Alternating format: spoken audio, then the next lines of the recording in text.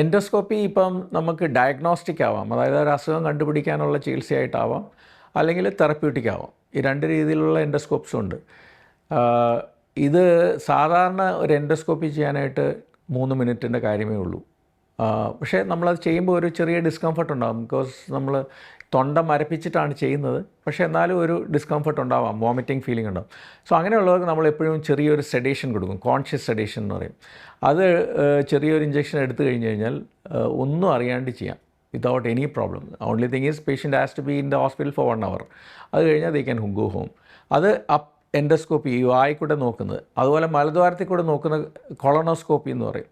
അതും ഇതുപോലെ തന്നെയാണ്. ഒരു 10 മിനിറ്റ്സ് കൊണ്ട് നമുക്ക് ടെസ്റ്റ് തീർക്കാം. പക്ഷേ അതിൻ്റെ പ്രിപ്പറേഷൻ കുറച്ച് സമയമെടുക്കും. മരുന്ന് കുടിച്ച് വയറ് ഫുൾ ക്ലീൻ ആക്കിയിട്ടാണ് ചെയ്യുന്നത്. രാവിലെ വന്നു കഴിഞ്ഞാൽ വൈകുന്നേരം പോകാൻ പറ്റുള്ളൂ. But the importance of colonoscopy ഞാൻ നേരത്തെ പറഞ്ഞ മാതിരി early detection of colon cancer. ഈ ഒരു പോളിപ്പ് എന്ന് പറയും, അങ്ങനെയാണ് കോളൻ ക്യാൻസർ തുടങ്ങുന്നത്. ഇപ്പോൾ നമുക്കറിയാം, പല ആൾക്കാരിലും നമ്മൾ കേട്ടിട്ടുണ്ട് കോളൻ ക്യാൻസർ ഭയങ്കരമായിട്ട് നമ്മുടെ നാട്ടിൽ കൂടുന്നുണ്ട്. സോ ഈ പോളിപ്പ് വന്നിട്ടാണ് അത് ക്യാൻസർ ആകുന്നത്. So if we detect at the stage of polyp, we can completely remove it endoscopically.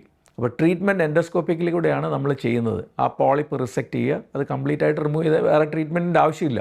പക്ഷേ കുറച്ചുകൂടെ സ്റ്റേജ് കഴിഞ്ഞ് കഴിഞ്ഞാൽ അത് സ്പ്രെഡ് ചെയ്യും. That tumour it becomes A cancerous growth and it becomes spread ചെയ്ത് പിന്നെ ട്രീറ്റ്മെൻറ്റ് എല്ലാം ഡിഫറെൻ്റ് ആവും. സർജറി വേണം, കീമോതെറാപ്പി വേണം, റേഡിയോതെറാപ്പി അതൊക്കെ വേണം. പക്ഷേ ഏർലി ഡിറ്റക്ഷന് കൊളോണോസ്കോപ്പി ഈസ് വെരി ഇമ്പോർട്ടൻറ്റ്.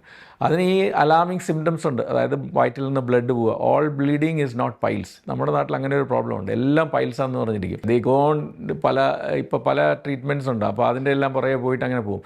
പ്രോപ്പറായിട്ട് എവാലുവേറ്റ് ചെയ്ത് കണ്ടുപിടിക്കേണ്ടത് വളരെ അത്യാവശ്യമാണ്.